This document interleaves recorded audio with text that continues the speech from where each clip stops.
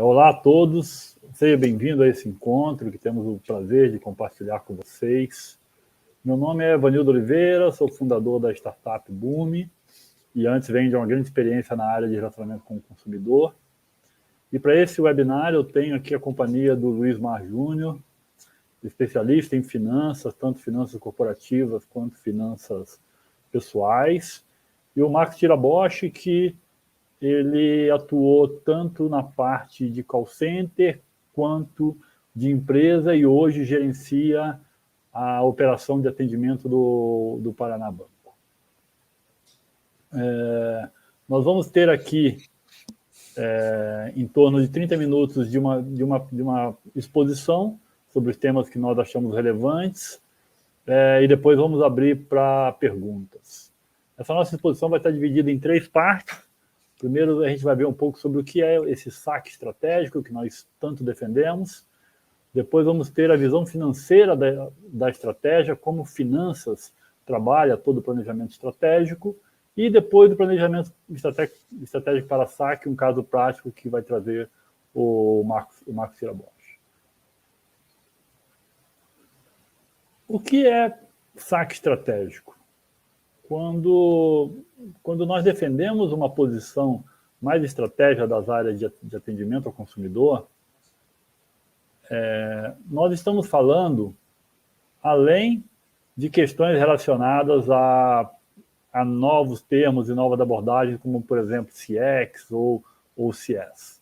Qual é a visão de saque? Quando você olha para a área de atendimento ao consumidor da sua empresa, o que você vê? Nenhuma outra área tem uma posição tão privilegiada quanto o saque dentro de qualquer organização. Tá? O saque, ele interage com todas essas áreas e mais algumas ainda que vocês podem estar citando. O saque, ele fala com o jurídico, ele fala com tecnologia, ele fala com marketing, ele fala, ou deveria falar, fala com vendas, fala com RH. Por quê? Porque na sua concepção organizacional, ele é uma porta de entrada para os anseios do consumidor. E ele consegue fazer uma personificação das marcas de produtos e serviços para esse consumidor. Nenhuma outra área faz isso. Então, a posição privilegiada do saque na organização da empresa faz com que ele tenha um privilégio de ter contato com muitas áreas e ser essa ponte de comunicação com o consumidor, que é fundamental para qualquer planejamento estratégico. Por isso que nós acreditamos que o saque tem que sair de uma visão de um centro de custo para um centro estratégico de discussão e trazer resultados mais concretos para a organização.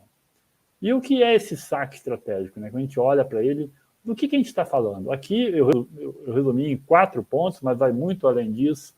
Primeiro, eles têm que estar integrado à execução do planejamento estratégico da empresa. Qual é o planejamento estratégico da empresa para o próximo ano?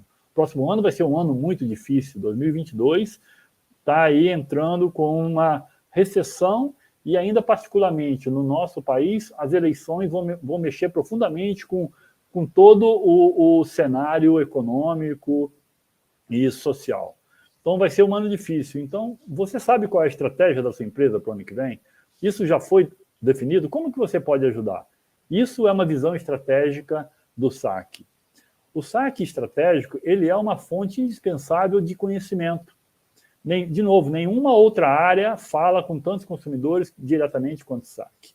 A oportunidade que o saque tem de colher informações que vão ser úteis para um planejamento estratégico ou para uma execução do planejamento estratégico, ela é única. Então, o saque estratégico se torna uma fonte indispensável de conhecimento. Ele é um canal de suporte para as campanhas de marketing e vendas. Isso daqui é fundamental. Quem atuou no saque já passou por uma situação de, às vezes, o consumidor avisar que existe uma promoção no ar. É muito ruim, porque o consumidor está à frente do saque. Então, é fundamental que o saque esteja integrado às campanhas de marketing e vendas. E, obviamente, que tenha pessoas, orçamento e tecnologia definidos em conjunto com outras áreas. O saque não pode ser refém de uma área, por exemplo, de tecnologia que vai definir quais vão ser os canais de interação. Os canais de interação têm que ser em função do que é importante para o consumidor. E o saque é o melhor caminho para ter isso muito, muito claro, né? Então, esse é um pouco da visão que nós queríamos trazer como introdução do que vem a ser um saque estratégico. É uma área que ela cumpre o seu papel organizacional como salvaguarda das marcas de produtos e serviços, ela personifica esses produtos e serviços para o consumidor e está intrinsecamente associada à estratégia da empresa. Então, esse é uma introdução importante, mas nós não vamos focar muito nessa parte de organização estratégica do saque, porque nós escolhemos, antes de falar sobre isso, falar sobre planejamento financeiro. Imagina quando você vai organizar, por exemplo, um passeio, umas férias.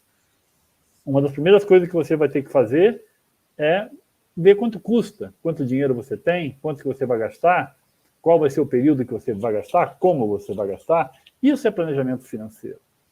E, às vezes, tem um certo misticismo quanto a isso. Eu vejo muito que veio lá de um pouco da nossa ojeriza à matemática, de que planejamento financeiro é algo complexo, é algo difícil, é algo chato de se fazer, mas quando você tem algumas etapas importantes a serem percorridas, sabe um pouco o caminho, ele se torna interessante e, mais que isso, ele dá para você uma visão sobre o seu negócio que poucas oportunidades têm.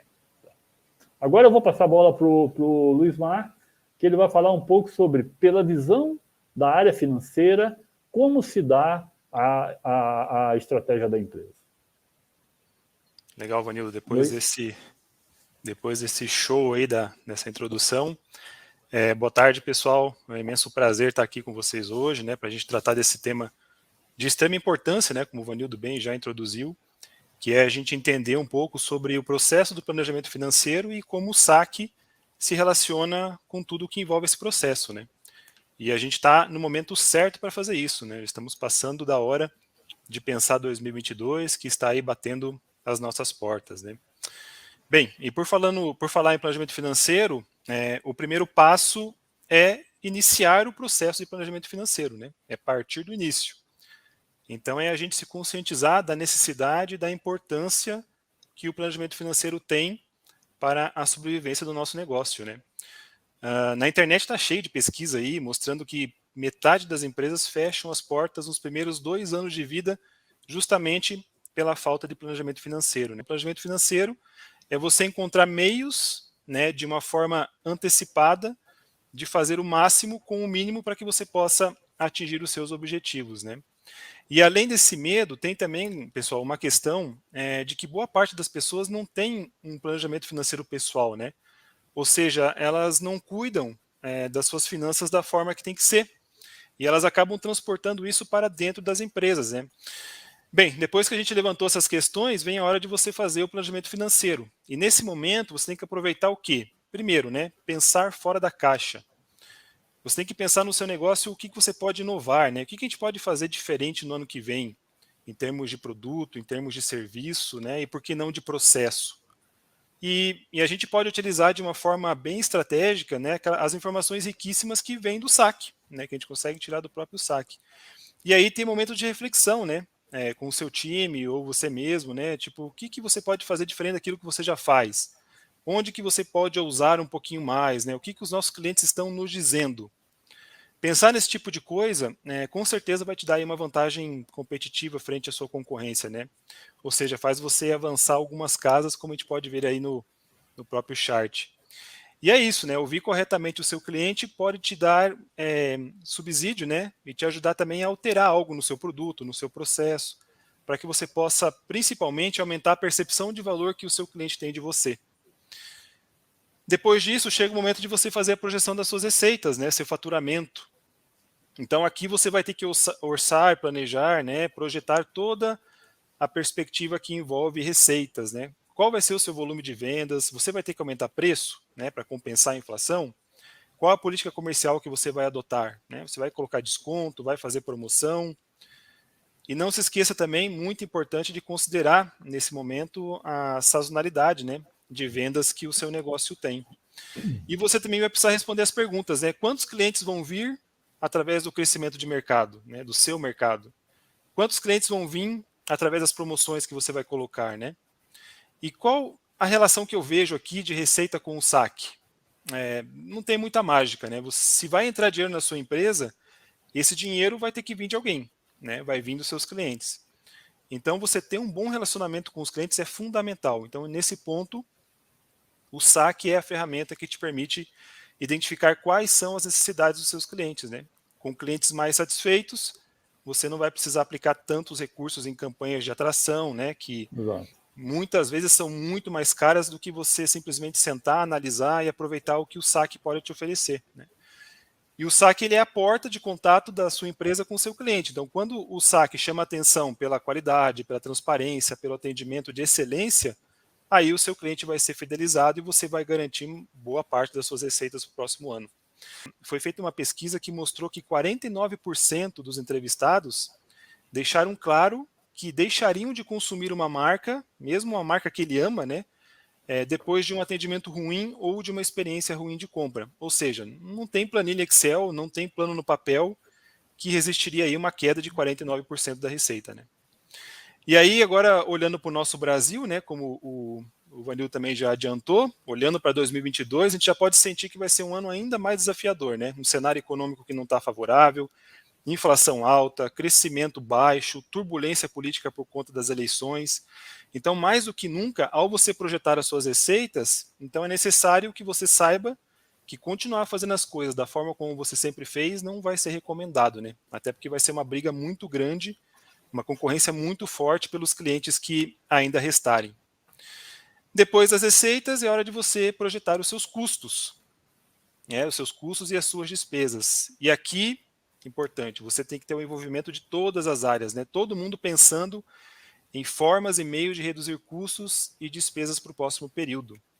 E aí, nessa projeção, você vai ter que incluir os ajustes da inflação, né, os aumentos salariais que porventura vão ter, os reajustes dos fornecedores, né, e assim por diante.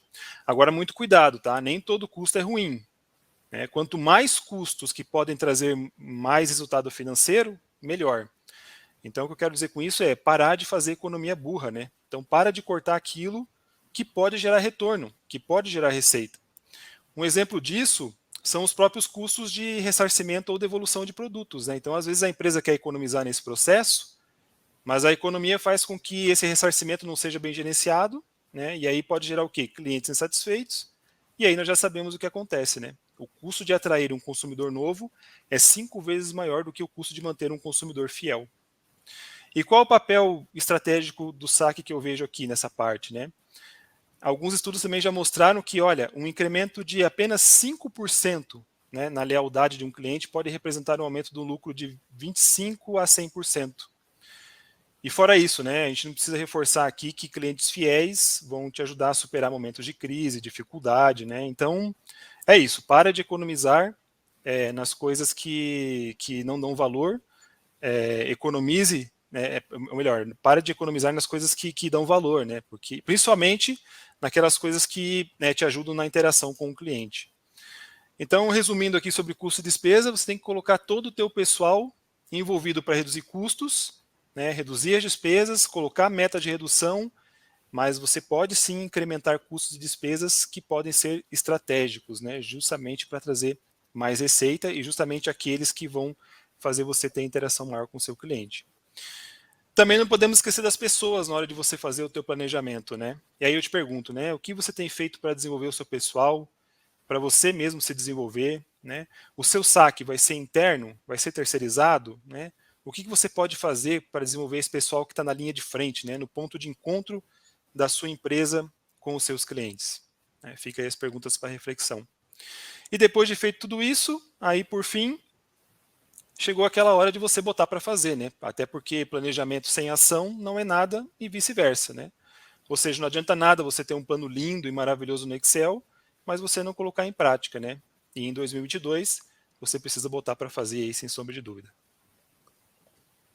Luiz, nós ficamos de fazer as perguntas no final, mas me veio uma questão aqui.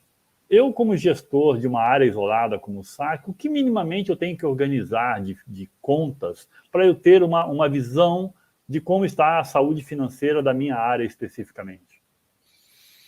Bem, aí você precisa montar o seu próprio, que a gente chama de DRE, né? Ou Profit and Loss da sua área.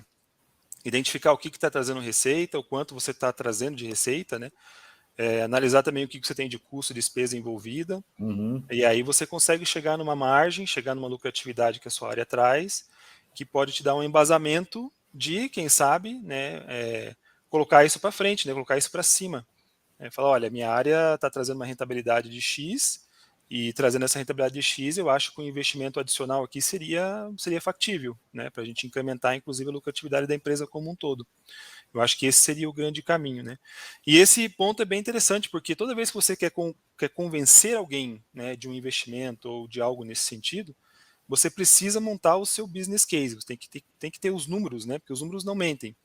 Provar, né, por A mais B, a lucratividade incremental que você vai trazer com essa ação, com esse investimento, e aí sim fica muito mais fácil, né, da pessoa que bateu o olho ali e ver o quanto você vai trazer adicional, de aprovar ou não o investimento que você está solicitando. Não tem almoço grátis.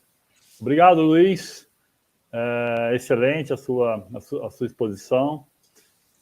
Nós vamos agora partir para ver como que o planejamento financeiro acontece na prática. O Marcos Tirabosch gentilmente vai compartilhar um pouco do seu conhecimento à frente da operação do Paraná Banco, para a gente ver como que se dá na prática esse planejamento financeiro.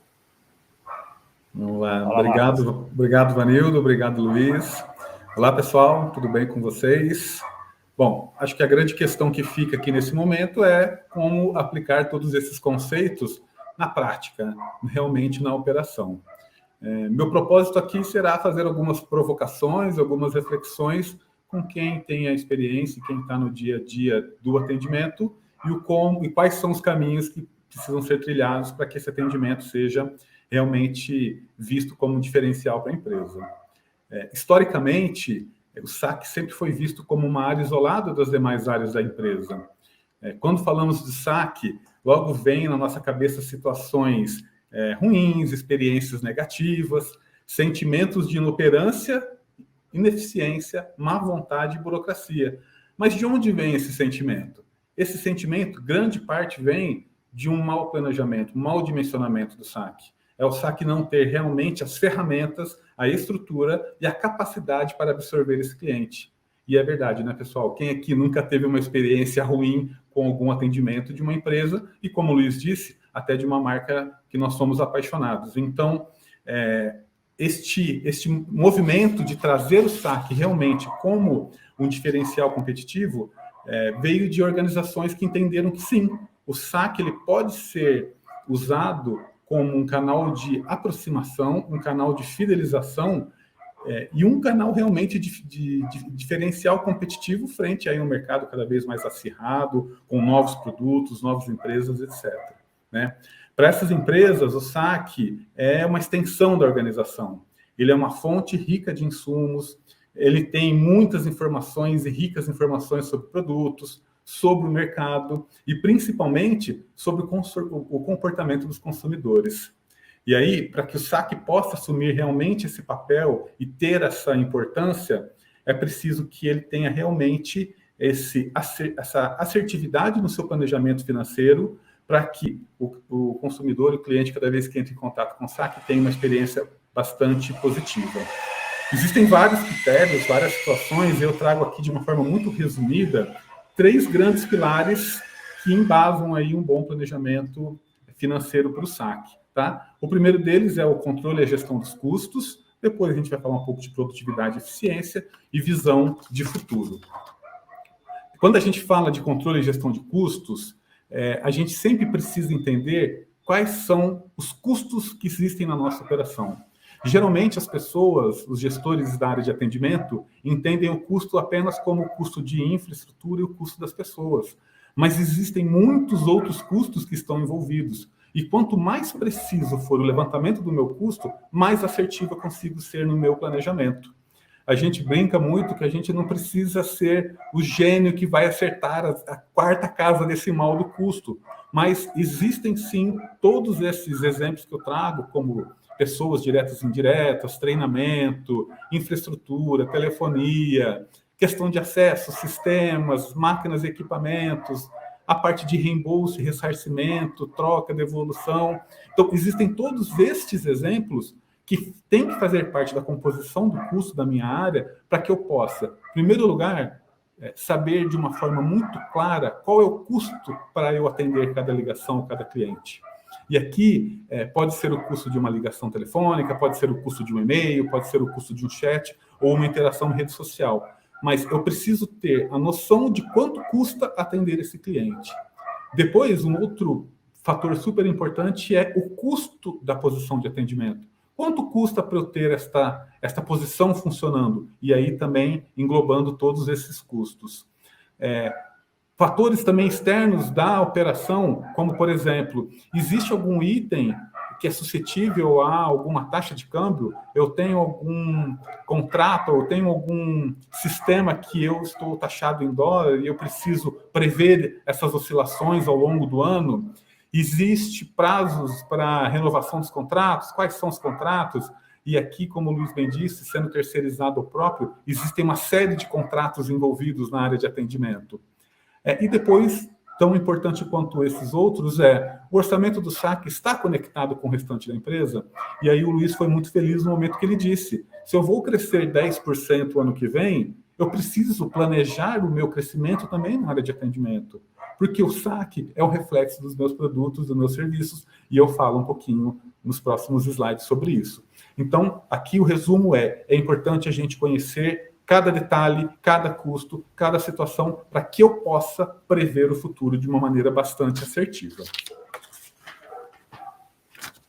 Falando um pouco agora sobre produtividade e eficiência, o SAC ele tem que ser projetado para que as experiências do cliente, o dimensionamento, para que o cliente possa sim ser bem atendido, mas ele deve ser projetado de uma forma muito parceira das outras áreas da empresa. E aqui eu vou dar 2 exemplos que o Vanildo já até disse que trabalhou na área.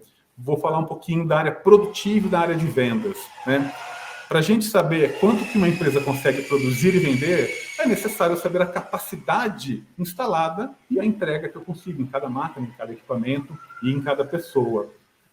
Nenhuma empresa em sã consciência quer que seu cliente fique no seu ponto de venda, na sua loja, esperando para ser atendido. É lógico que existem alguns momentos, algumas situações, algumas sazonalidades, que isso pode até acontecer de uma maneira controlada. Mas eu não quero que meu cliente fique no meu ponto de venda, na minha loja, esperando. Da mesma maneira, eu não quero perder uma venda, eu não quero que o cliente não tenha acesso a um produto devido à falta do mesmo. Então, se eu planejo um crescimento no próximo ano, eu vou planejar a minha capacidade instalada produtiva e vou planejar a minha capacidade de vendas. E também a gente tem que planejar a capacidade do SAC, porque o SAC é muito reflexo do quanto eu estou vendendo os meus produtos, o quanto eu estou me posicionando no mercado. Entendendo e respeitando esse conceito, como eu disse aí, do setor produtivo, da área de vendas, a gente consegue entender a capacidade produtiva do SAC. E aí eu trago aqui alguns questionamentos, algumas provocações, porque não existe uma receita de bolo. Cada empresa, cada segmento tem o seu posicionamento e aquele cenário mais ideal. Então, aqui eu trago, por exemplo, para a minha empresa, para o meu segmento, para o meu momento de vida, qual que é o canal mais produtivo? A gente entende que existe, sim, uma correlação em canais mais online, mas não necessariamente esse canal é o canal mais produtivo, visto que ele é muito atrelado aos processos também da empresa na área, né? Qual que é a capacidade de produção da minha posição? Quanto eu consigo realmente entregar com desafios, mas com uma premissa de um atendimento saudável e bacana, uma experiência bacana para o cliente? Quais são os assuntos e processos que mais oneram o atendimento? Vamos pensar de novo lá na máquina que está fazendo o produto. Eu tenho algumas situações que eu posso gerar um gargalo naquela máquina, naquela linha de produção. Então, dentro do SAC, eu também tenho alguns assuntos, alguns temas que são um pouco mais delicados e que eles oneram um pouco mais o atendimento. Não adianta a gente ignorar esses pontos. qual que é a taxa de efetividade do atendimento, existe rechamadas, existe o retrabalho, existe uma falta de autonomia, existe uma falta de acesso dos sistemas. Então, tudo isso impacta na produtividade do saque. Também a gente tem que entender que existe uma complexidade de cada cenário e cada situação. Quando o cliente entra em contato com o saque pedindo uma informação, solicitando uma ajuda simples, eu tenho um cenário. Quando eu preciso estudar a reclamação do cliente para fazer um processo de ressarcimento, por exemplo, é um outro cenário, é muito mais complexo. E eu não posso entender esses dois clientes da mesma maneira.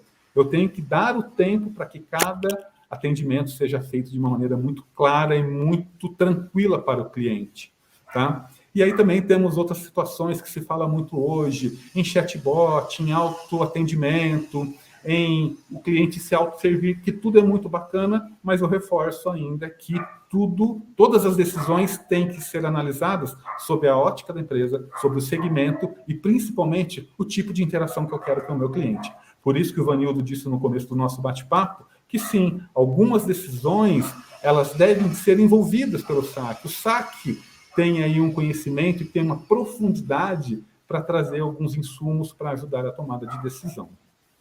Tá? Por fim, falando um pouco aí sobre visão de futuros, né? Então, eu sei do meu custo, eu entendo a minha capacidade produtiva, mas o que me espera para o ano que vem? Então, o saque é proporcional à quantidade de produtos e serviços que a gente comercializa, ao volume de vendas. Além disso, e muitas empresas esquecem disso, ele é diretamente proporcional e impactado pela qualidade desses produtos e serviços. Eu posso ser uma empresa excepcional, mas eu posso correr o risco de colocar um produto no mercado com algum tipo de falha. E é uma falha não intencional. E isso vai gerar uma demanda para o saque. Então, é importante entender isso. É importante, olhando para o futuro, pensar na eficiência dos processos, não só do saque, mas também da organização, para desburocratizar o saque. Ter atenção às sazonalidades, situações pontuais de mercado. Opa, ano que vem tem eleição, talvez no primeiro semestre tenha alguma movimentação diferente de um segmento A, B ou C. Então é importante colocar esses pontos no planejamento. É importante também entender se existe alguma legislação. Eu trabalho atualmente hoje no Paraná Banco e antes um pouquinho do nosso bate-papo, o Vanildo estava contando as suas experiências com o Pix. Então a gente, tendo a informação que teremos o Pix no mercado, como a empresa se prepara, como o saque se prepara e como a nossa relação com o cliente também deve ser ajustada. E, por fim, para a gente evitar as surpresas, a gente precisa sempre olhar para o histórico, olhar o que aconteceu, analisar os dados. Os números falam por si só, né, Luiz? Mas sem análise, sem a gente debruçar e entender o que aconteceu em cada situação, a gente não consegue realmente fazer uma previsão muito assertiva sobre o que a gente precisa quanto saque. Tá? O saque, então, precisa estar alinhado com as demais áreas, ele precisa, sim, necessariamente ser parte da comunicação sobre as estratégias, o saque precisa ser envolvido. Pode ser que o saque não tenha o poder da decisão, mas o saque tem muito insumo e ele tem que ser chamado à mesa de negociações sobre estratégias da empresa, sobre produtos, sobre lançamentos, sobre ações, para que isso seja feito de uma maneira muito programada.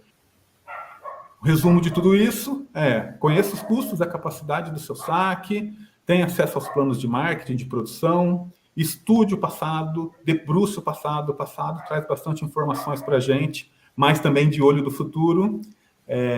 Lembre-se sempre, pessoal, que o saque ele não termina quando a data comemorativa acaba, quando a promoção acaba. Existe um período que este processo, esse volume, este contato, a busca por informação continua viva. Então, muitas empresas pecam no sentido de estou preparando a minha fábrica de panetones para o Natal e no dia 25 eu simplesmente fecho o saque, eu diminuo o saque. Não, eu tenho que entender que existe um período pós esse boom, pós essa sazonalidade, em que o saque ainda precisa ter aí condições de continuar atendendo e encantando o seu cliente. O saque moderno, ele faz parte da vida das empresas, é uma área importante, é uma área que traz bastante dado, é uma área que traz muito contato, muita experiência e que consegue aproximar ainda mais a empresa de seus clientes e consumidores. E ninguém melhor, né, Marcos, que o próprio gestor da área para identificar onde estão os seus custos e as suas oportunidades. Perfeito, Vanildo. E tem que conhecer mesmo, tem que debruçar sobre os processos, sobre as oportunidades. E como eu disse, né, não existe uma fórmula mágica. Para o meu segmento, para o meu momento de empresa, faz mais sentido eu colocar um atendimento assim? Ou faz outro sentido eu colocar o atendimento assado?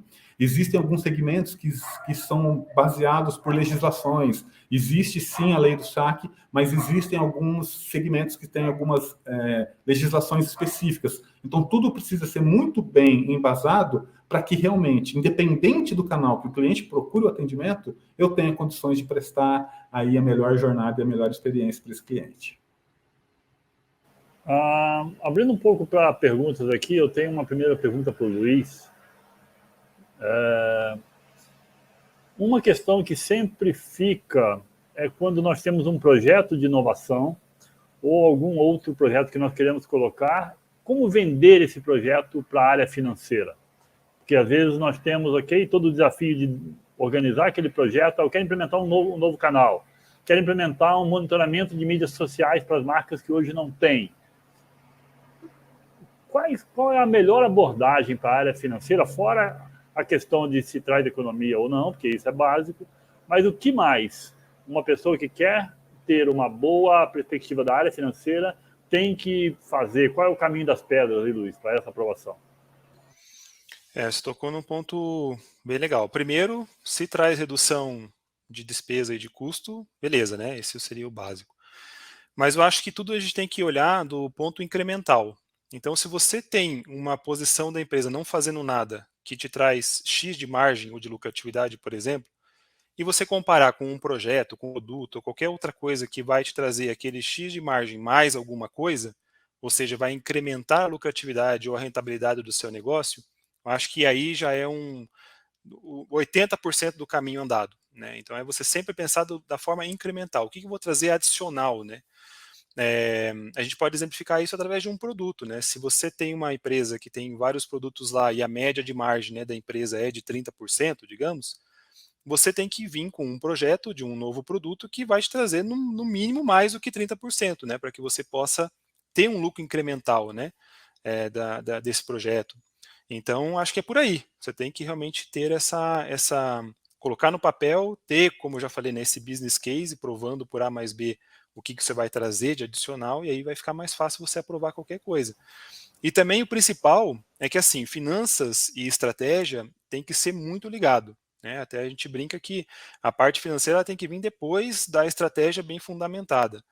E aí, se você traz um projeto ou um produto que, além de trazer uma lucratividade incremental, vai estar alinhado com a estratégia que foi definida, né, pela empresa, aí sim a chance de aprovar é praticamente 100%. Então tem que pensar nessas coisas. E quando nós falamos de planejamento financeiro, uma planilha Excel resolve, gente. Entendeu? Colunas mês a mês, quais são as suas linhas? Quanto que você gasta de telefonia? Quanto que você gasta de ressarcimento ao consumidor? Quanto que você gasta de pessoal? O call center é terceirizado? Quanto custa essa terceirização? É isso, não é algo do outro mundo, como o Luiz se ensina lá no curso dele, que eu altamente recomendo. Você aprimora muito, e quando você aprimora essa parte da visão financeira, você consegue conversar. Por mais que eu tente falar com o Luiz fora da área financeira, ele sempre vai trazer a questão financeira, porque tem que falar a língua dele. Não adianta você querer trazer uma outra visão muito, digamos, marqueteira para falar com uma pessoa de finanças. Ele vai querer ver os números. Isso é fundamental para você, como profissional, conseguir avançar com os seus projetos também. E você tocou num ponto muito legal, Vanildo, que é bem isso mesmo. As pessoas às vezes gostam de complicar demais, né? Mas assim, eu sempre falo que lucro é igual a receita menos custo, tão simples quanto isso, né? Tudo o resto é tudo perfumaria. Então, às vezes, o simples é o melhor, né? E a gente sempre fala que planejamento financeiro bom é aquele que a gente usa. E quanto mais simples, mais didático, maior a chance dele ser utilizável, maior a chance de ser entendido, e aí a facilidade de se aprovar as coisas também aumenta muito, né? Obrigado, Luiz. Marcos, eu tenho uma pergunta para você. Ao longo da sua trajetória comigo, aconteceu bastante, mas eu queria ouvir de você também. Qual a importância de ter um patrocinador para os projetos dentro da organização? de fundamental importância, Vanildo. Sem esse patrocinador, a gente não consegue avançar e não consegue colocar realmente o saque como um papel diferenciado em algum momento ou em alguma ação, em alguma jornada. Tá? O patrocínio ele pode ser feito por uma área, ele pode ser feito por alguma diretoria, mas cada vez que o board compra a ideia de prestar um atendimento diferenciado, dar uma atenção para o saque, isso se desdobra para toda a organização. Isso deixa de ser apenas uma responsabilidade de marketing ou da área de atendimento, e isso contagia todos na empresa. Então, quanto mais engajado for as áreas, quanto mais próximo essas áreas comprarem a ideia de realmente entender o saque como diferencial competitivo, como uma fonte rica de informações, como uma possibilidade de fazer novos negócios. E sim, pessoal, pasmem, hoje o saque tem uma capacidade gigantesca de gerar negócios para a empresa. Sim. Então, quanto mais esse patrocínio vem da alta gestão, muito bem embasado e muito bem estruturado, não só com ações, mas também com organização financeira, com planejamento financeiro, com recursos destinados para o saque, as coisas acontecem de uma maneira muito mais eficiente e o resultado é muito mais positivo. A gente não pode esquecer que o saque também tem a questão de bonificação, de horas extras, se for necessário, de alguma campanha motivacional, do como eu posso engajar a minha equipe em momentos de crise, em momentos de sazonalidade ou em datas comemorativas. Então, essa promoção, essa assinatura do cheque é de fundamental importância para que o saque consiga realmente trazer os objetivos esperados. E no final do dia, o que faz a diferença realmente são as pessoas. Por mais que você tenha tecnologia, aquele sorriso na voz que você quer encontrar do outro lado, quando você entra em contato com uma empresa, essa pessoa tem que ter pela manhã o sorriso na voz. Ele não vai conseguir transmitir isso se isso não faz parte da cultura da empresa. Perfeito. E aí, né, Vanildo, Luiz, amigos, num mundo cada vez mais digital e tecnológico, onde sim faz sentido a gente trazer aí algumas opções de canais de atendimento ou de autoatendimento para o cliente, a personalização do atendimento, ela se faz muito necessária, porque ela é uma extensão realmente do produto que eu estou entregando. Nós já tivemos experiências aqui de trabalhar com empresas que temos consumidores apaixonados pelas marcas e o atendimento não pode ser diferente. Eu não posso consumir um produto com tanta paixão, aguardar tanto por esse produto e, de repente, quando eu ligo para fazer um elogio, e muitas vezes é uma ligação de elogio, eu trato o cliente com uma frieza. Então, tem que ter o sorriso na voz. E isso ninguém tira do atendimento humano. Existem os bots, existem os autoatendimentos, as URAs inteligentes, mas quando a gente precisa realmente pegar o cliente no colo, o atendimento humano faz toda a diferença. Então, gente, estamos encerrando por aqui. Muito obrigado, Marcos, Luiz, pela participação. Obrigado a todos que nos acompanharam até agora. Fica a mensagem de que planejamento financeiro para o saque, assim como qualquer outra atividade, requer constância e dedicação, mas a partir do momento que você tem a sua forma de trabalhar organizado, você vai ter com certeza, muito mais facilidade em conduzir isso internamente dentro da sua organização. E o que nós podemos desejar é sucesso para você nessa jornada. E se tem alguma dúvida, entre em contato conosco, a gente pode ajudar vocês em pontos específicos que sejam dentro do planejamento financeiro de suas organizações. Muito obrigado. Estamos terminando por aqui.